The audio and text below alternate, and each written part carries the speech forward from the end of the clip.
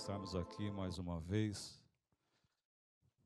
Quero agradecer a Deus pela minha vida, pela tua vida. Um dia de chuvoso, né? Difícil, mas eu quero agradecer ao Senhor por termos chegado aqui nessa noite em paz e em segurança. Convido você a abrir sua Bíblia no Evangelho de Mateus, capítulo 5. Hoje nós estamos entrando para a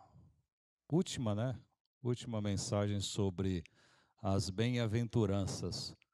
Hoje nós vamos meditar no capítulo 5, versículos 10, 11 e 12. Mateus 5, versículos 10, 11 e o 12.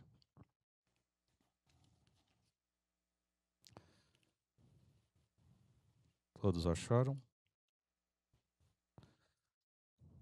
Nos diz assim a palavra do Senhor. Bem-aventurado os perseguidos por causa da justiça, pois deles é o reino do céu.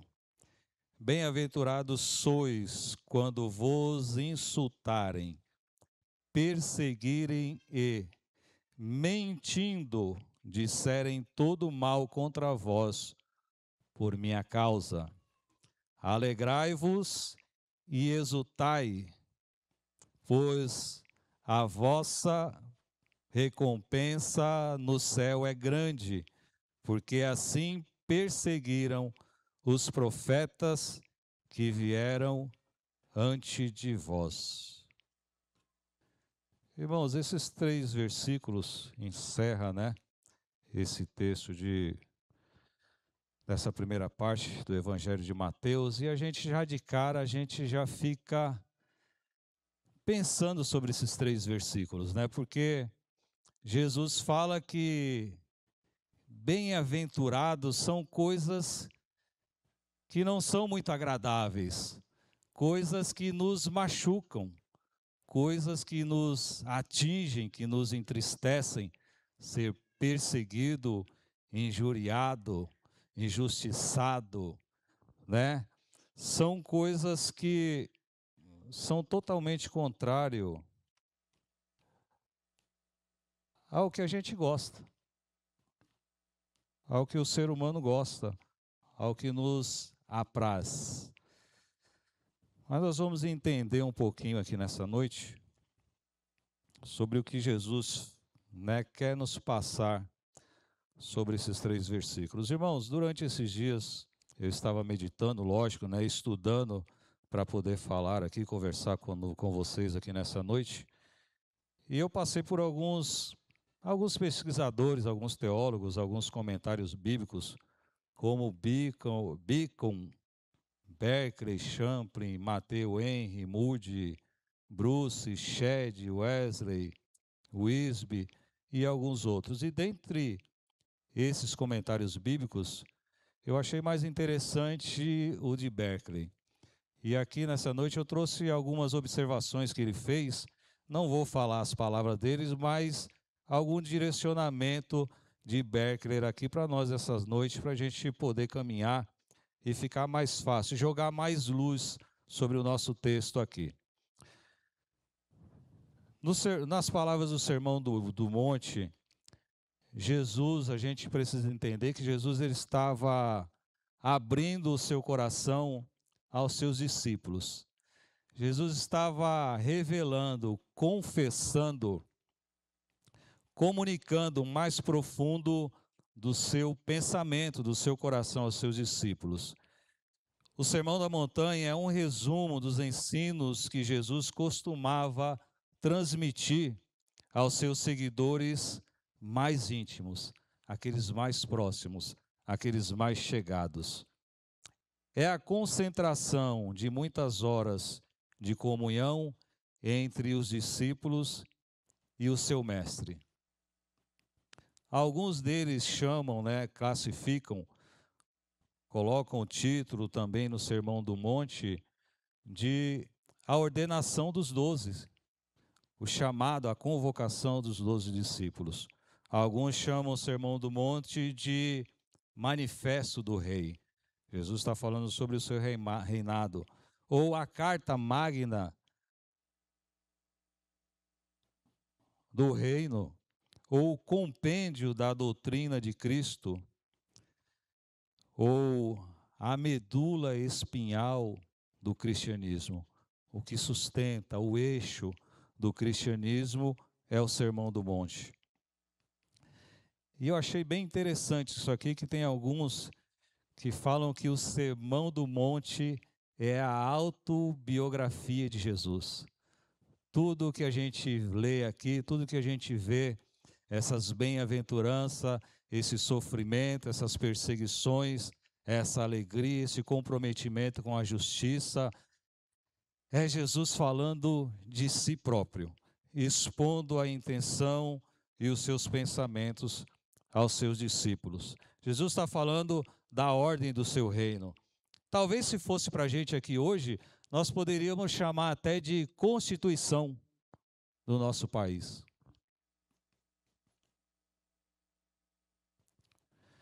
Jesus, outra observação interessante, irmão. Jesus pronunciou o sermão em aramaico. A gente sabe que o mundo helenizado, né, mas não era em grego, era em aramaico que Jesus falava e pregava aos judeus, aos cristãos. E um exemplo disso, a gente pode ir até o Salmo 1, versículo 1. Como é que diz lá o Salmo 1 e o verso 1? Bem-aventurado aquele que não anda segundo o conselho do ímpio. Então a gente já começa a ver que Jesus usa o mesmo termo do Salmo de número 1, né? Bem-aventurado. E para a gente entender, irmão, só uma introdução para a gente entrar aqui nos versos que a gente vai falar. Para a gente entender melhor, porque eu sempre vejo, né, falar bem-aventurado, bem-aventurado, cada um dos irmãos que falaram aqui deram a sua parcela de contribuição. Eu quero nos trazer um pouquinho mais de compreensão sobre o termo bem-aventurado, né? Porque eu já li várias vezes esse capítulo de Mateus 5 e eu lia bem-aventurados que choram, bem-aventurado, bem-aventurado, bem-aventurado, e parece que eu estava lendo uma lista de supermercado, né? Bem-aventurado, bem-aventurado, bem-aventurado e bem-aventurado, mas não parava para meditar e entender o que Jesus quis passar, né, com essa expressão. As bem-aventuranças são expressões de exclamação, de admiração, de como que alguém está de boca aberta, embasbacado, né, admirado, e que quer dizer mais ou menos assim: que alegria conhecer Jesus, ou que felicidade ser cristão, ou que alegria é seguir a Cristo. Eu coloquei alguns exemplos aqui. Que felicidade é sofrer por causa de Cristo. A expressão bem-aventurados descreve uma felicidade perfeita, suficiente em Cristo, uma alegria intocável, que não se afeta pelas circunstâncias da vida, nada pode tocá-la e nada pode tirá-la do cristão. As bem-aventuranças nos fala da alegria que permanece conosco em meio às dores. Nós cantamos aqui, né, mestre, o barco na hora da tempestade. Então, essa bem-aventurança fala da alegria no meio das dores, que permanece no meio da tristeza. É uma alegria que está conosco mesmo nos momentos de desamparo, em meio às perdas, em meio às perseguições, em meio às tribulações, às privações, às acusações, às calúnias, em meio aos julgamentos, em meio ao isolamento, às prisões e até a morte. Essa é a alegria, essa é a felicidade do crente, mas parece um negócio um pouco antagônico, né? A alegria do cristão não é como as migalhas que o mundo oferece, frágil, instável e passageira. E o melhor das bem-aventuranças, meus irmãos, é que não são apenas promessas para um futuro distante, mas é uma felicidade já, agora. É uma alegria permanente. E a nossa maior alegria é Jesus Cristo.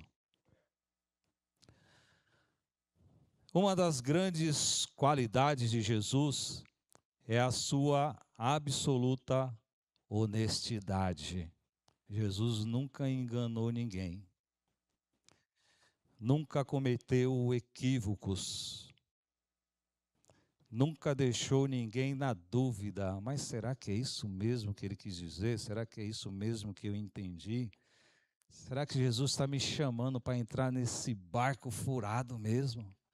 Será que Jesus está me chamando para apanhar na cara, para sofrer, para morrer, para sangrar? Será que é isso mesmo? No mundo que a gente vive hoje, né, pregação de tanta prosperidade, triunfalismo, e a gente, né, fica pensando, mas será que eu estou passando por tantas situações, tantos sofrimentos, será que Jesus está comigo mesmo nesse negócio? Mas Jesus nunca deixou ninguém dar dúvida. Sempre deixou claro que para ali seguir, seus discípulos não teriam uma vida fácil, não. Mas o projeto de Jesus era torná-los grandes homens. Os primeiros cristãos tiveram ou passaram por grandes sofrimentos.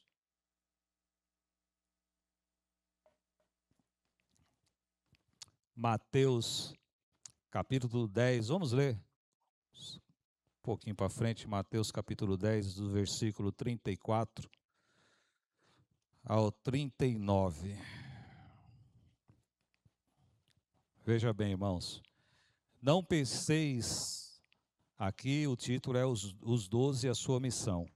34, não penseis que vim trazer paz à terra. Não vim trazer paz, mas espada, porque vim causar hostilidade entre o homem e seu pai, entre a filha e a mãe, entre a nora e a sogra. Assim os inimigos do homem serão os de sua própria família. Quem ama seu pai ou sua mãe, mas não mais do que a mim, não é digno de mim. E quem ama seu filho ou sua filha mais do que a mim, não é digno de mim. E quem não toma a sua cruz e não me segue, não é digno de mim. Quem achar a sua vida irá perdê-la, e quem perder a sua vida por causa de mim, achará. O que Jesus queria dizer com isso aos seus discípulos? Imagine você, naquela época, o mundo dominado pelo Império Romano, e tudo que funcionava naquele ambiente era debaixo da religiosidade, era debaixo do paganismo. Um exemplo mais fácil, se a gente inverter a nossa vida ao contrário. Tudo na nossa vida é Cristo. Então, quando Jesus fala, olha, eu não vim trazer paz, mas eu vim trazer espada, para a gente entender um pouquinho, os cristãos, aqueles que decidiram seguir a Cristo, já começava a confusão dentro de casa, porque a religião oficial era Roma, era o império, tinha o culto ao imperador. Então, a partir daí, já tinha mais ou menos hoje, todo mundo em casa é crente e um se desvia. Então, já o pai já começa a pegar na orelha, já começa a chamar a atenção, não é assim? Já começa a dar conselho, já começa a orar mais, já começa... E é mais ou menos isso que acontecia naquela época. O homem, a mulher aceitava Jesus, o filho, a filha, já estava ao contrário dentro de casa. Então, ele já começava a sofrer discriminação dentro da própria casa. Ia trabalhar onde? Tudo que tinha para vender era no meio religioso. Tudo que se comia era oferecido aos deuses. As festas de casamento, as festas de noivado, o aniversário do filho era realizado no templo. Você recebia o convite de casamento, estava lá no final a oferta, o agradecimento aos deuses. Como que um crente ia participar disso? Ia orar em casa, a gente não ora ao redor da mesa, agradece a Deus pelo alimento, agradece a Deus pela saúde. Eles faziam isso dentro de casa, agradeciam aos deuses, tinha as libações, um copo de vinho era consagrado ao Deus da época, tudo, festivais, abertura de campeonatos de esporte, era tudo no meio do politeísmo. Então, o crente, a partir do momento que ele decidia servir a Cristo, ele estava à margem da sociedade. Ele era considerado um marginal. Esse era o convite que Jesus estava fazendo para os seus discípulos. As portas de emprego se fechavam. Você imagina o crente hoje vendendo santinho, imagens? Será que eu queria isso? Não, já recebia demissão, já pediu demissão. E eles levavam muito a sério isso, irmãos. Já pediam demissão, já acabava emprego, acabava amizade, acabava paz dentro de casa. Então Jesus queria dizer isso. Toda a cultura, lazer, política, era tudo nesse ambiente religioso. E por causa disso, irmão, Jesus, a gente vê aqui que as bem-aventuranças é uma predição de Jesus. No século I, no século II, a gente vê na história da igreja, irmãos, muitos cristãos jogados aos leões. Muitos crentes amarrados na estaca, embebecidos com azeite e queimados vivos.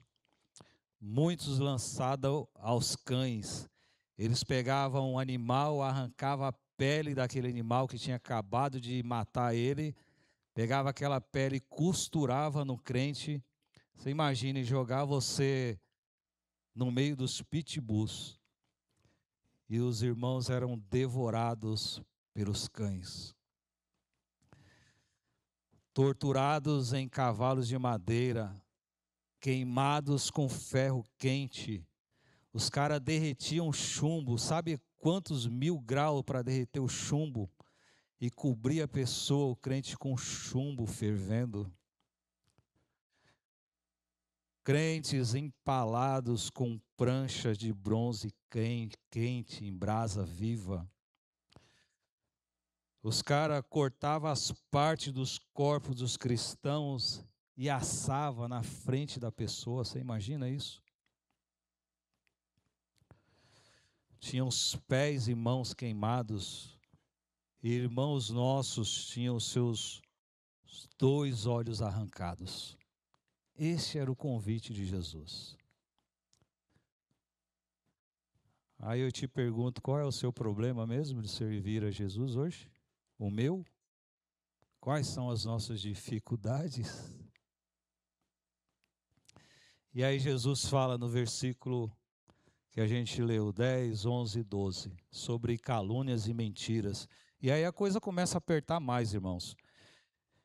Em julho de 64, não é 1964 não, do ano 64, lá atrás, Nero, famoso Nero, já enlouquecido, doido, e aí o povo já tinha visto que ele era um cara terrível, ele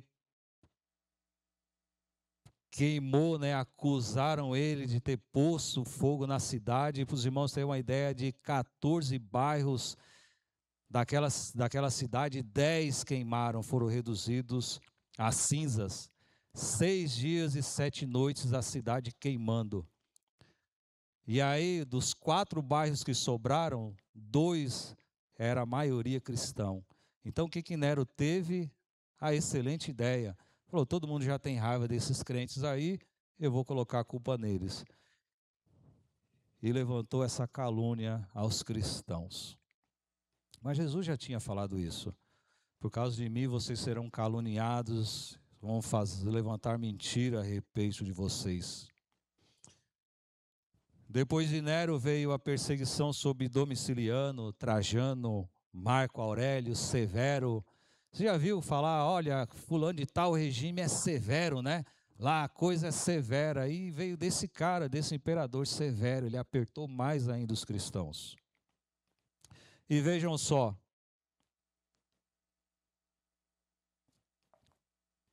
os cristãos naquela época foram acusados de ser canibais, de praticar o canibalismo. Porque Jesus falava, olha, aquele que não comer da minha carne e não beber do meu sangue, não terá parte comigo. Então eles pegavam isso e falavam, olha, esses crentes aí, eles bebem sangue de gente, sangue humano, eles comem carne humana. Eles inventaram que os cristãos faziam sacrifício de crianças. Eles diziam, né, na refeição aí da comunhão, que os crentes praticavam atos imorais. Porque os irmãos se chamavam irmãos entre si, eles já falavam que os crentes casavam irmãos com irmãos, cometiam incestos, orgias, embriaguez, e tudo isso era acreditado na conta dos nossos primeiros irmãos. Muitas acusações levianas destruíam cada vez mais a imagem dos cristãos diante da sociedade daquela época. E os cristãos eram considerados desprezíveis, irmãos. Mas no verso 12, Jesus fala assim: alegrai-vos e exultai, pois a vossa recompensa no céu é grande, porque assim perseguiram os profetas que vieram antes de vós. Mas espera aí, como se alegrar? Exultar quer dizer pulem, dê cambalhota, né? Gritem, façam, extravasem. Regozijai e exultai no Senhor em meio a essa situação. E meus irmãos, por que é tão inevitável a nós cristãos a perseguição? Por quê? É inevitável porque a igreja de Jesus é a voz da consciência de uma nação e toda a sua sociedade. Quando a igreja condena o mal e o pecado, inevitavelmente procurarão silenciar a incômoda voz da consciência. A igreja incomoda. E individualmente, o comportamento do cristão, crente que é discípulo de Jesus, já incomoda o mundo, contrastando as obras das trevas com a luz. Já viu aquele negócio aí, ó? Cuidado que o irmão está aí. O irmão vai te caguetar. Olha, né? Tem um esqueminha lá, se tiver um crente no meio, os caras já falam, ó, cuidado com o irmão, ele vai entregar. Então, só o fato de sermos crentes e de agirmos diferente, isso já incomoda o mundo, isso já incomoda o inferno. Só o fato de não praticarmos as injustiças, o que o mundo faz, de não caminharmos de acordo com as regras deste mundo, nós já incomodamos, nós já tiramos a paz daquele que vive em trevas. Só de sermos parecidos com Jesus, o diabo já tem raiva de mim, de você. Nós já sofreremos perseguições sem precisar nem abrir a boca. E ainda mais hoje, na situação que está o mundo, o Brasil, por exemplo, se você declara que é cristão, já incomoda muita gente. Esse dia eu estava vendo atores aí de Hollywood sendo cancelados porque declararam a sua fé publicamente. Não tem mais emprego. Estão colocados à margem da sociedade só porque disseram que é crente. Aqui no Brasil a gente vê aí que peta a política, esquerda contra direita, tal da palavra polarização, e a gente vê que isso tem se difundido e crescido cada dia mais. E a igreja é guardiã do reino dos céus aqui na terra. Irmão, sempre haverá uma perseguição pronta, um insulto, uma mentira, preparados para aquele que propõe a viver segundo a vontade do nosso Rei e Salvador Jesus Cristo. Vejam só, eu estava pesquisando também e vendo essa questão dessa perseguição, né? Eu falei lá no século I, no século II, e hoje como é que está? A que pé está? Vocês assistem jornal. Na Nigéria, olha só, Nigéria, Coreia do Norte, Afeganistão, Arábia Saudita, Somália, Líbia, Eritreia, Iêmen, Paquistão, Sudão, Irã, Índia, Síria e por aí vai. No último ano foram assassinados. É que a imprensa não fala isso, irmãos. Não fica passando lá no horário nobre, não. No ano passado foram assassinados mais de 4.400 cristãos ao redor do mundo. Mulheres cristãs sendo arrancadas dentro de casa e sendo estupradas. Os caras sequestrando crente e matando. Não foi só naquela época, não, é hoje em dia também. Perseguição estatal, a gente tem visto aí a China prendeu 30 pastores esses dias, não é isso? Coreia do Norte. Irmãos, o cerco se fecha a cada dia que se passa. E no Brasil, a guerra é ideológica. Como eu falei aqui, né? Nós estamos no mês de outubro, 31 de outubro é o Halloween. O país tomado por isso, as escolas, as crianças, os jovens, os adolescentes nas faculdades, que coisinha bonitinha, né? Um fantasminha, uma caveirinha e todo mundo na onda da desconstrução do cristianismo.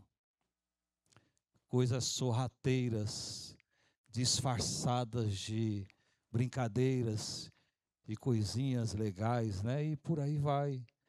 Não é a curto prazo, a longo prazo, a gente vai vendo aí a cerceação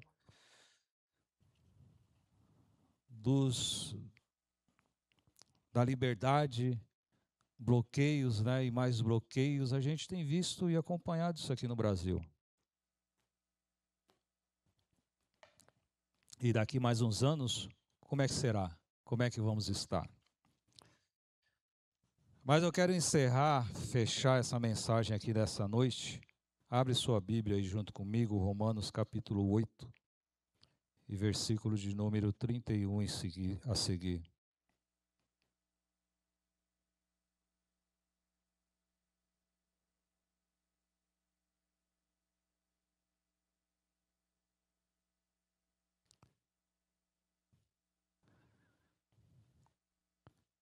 Irmãos, a gente está encerrando essa série, né? De uma forma não muito legal, né? Não muito de alegrar, mas essa é a palavra do Senhor. Esses são os 3 versos que nós lemos aqui. E que significa isso? Agora veja bem Romanos 8, 31, a seguir, o que está reservado para nós aqui. O que Jesus tem para nós. Qual é a resposta bíblica para essas perseguições, para essas situações que o mundo, nós enfrentamos no mundo?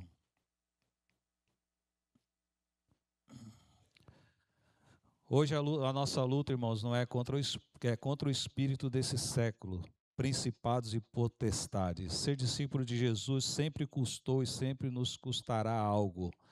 Sempre teremos que lidar com as renúncias, escolhas. Nunca conseguiremos entrar em 2 portas ao mesmo tempo. Sofrer perseguições, como disse Jesus, é transitar pelo mesmo caminho de alguns profetas, dos santos e dos mártires, às vezes caminho até de sangue. Lembra lá da galeria dos heróis da fé? O mundo não é digno daquele que coloca o propósito no seu coração de não negar a sua fé.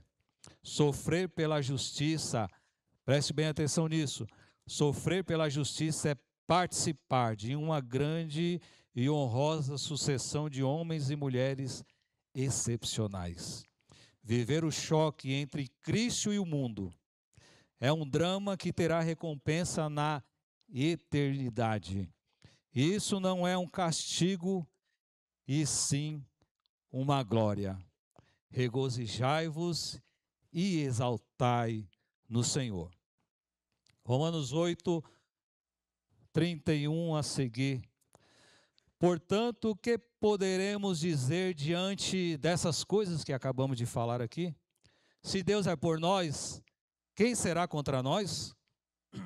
Aquele que não poupou nem o próprio Filho, mas pelo contrário entregou por todos nós, como não nos dará também com ele todas as coisas? Quem trará alguma acusação contra os escolhidos de Deus? É Deus quem os justifica. Quem os condenará? Cristo Jesus é quem morreu, ou pelo contrário, quem ressuscitou dentre os mortos, o qual está à direita de Deus e também intercede por nós. Quem nos separará do amor de Cristo? Será a tribulação, ou a angústia, ou a perseguição, ou a fome, ou a privação, ou o perigo, ou a espada? Como está escrito: por amor de ti somos entregues à morte todos os dias. Fomos considerados como ovelhas para o matadouro, mas em todas essas coisas somos mais que vencedores por meio daquele que nos amou, pois tenho certeza de que nem a morte, nem a vida, nem anjos, nem autoridades celestiais, nem coisas do presente, nem do futuro, nem poderes, nem altura, nem profundidade, nem qualquer outra criatura poderá nos separar do amor de Deus que está em Cristo Jesus, nosso Senhor. Palavra maravilhosa, irmãos. Isso é o que a gente deve guardar no nosso coração.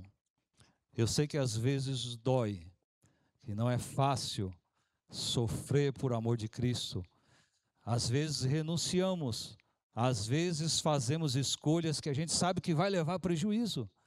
Às vezes nós abrimos mão de lucro do nosso tempo, de estar com a nossa família, de talvez ir para o lazer, abrimos mão de ganhar dinheiro, abrimos mão de ter um final de semana aí como o mundo vive, na bagunça, na alegria, nas festas, em tudo e tudo mais que o mundo oferece, por amor de Deus. Mas em Cristo nós somos mais do que vencedores. A perseguição veio, a tribulação, a angústia, a dor, a doença, a enfermidade, o desemprego, a desaprovação, o cancelamento, o abandono, o escanteio. Talvez você tenha passado por isso, ou vai passar ainda um dia, mas fique com essa palavra. Maior é o que está em nós do que o que está no mundo. Amém, meus irmãos? Se coloque de pé. Quero orar juntamente com você.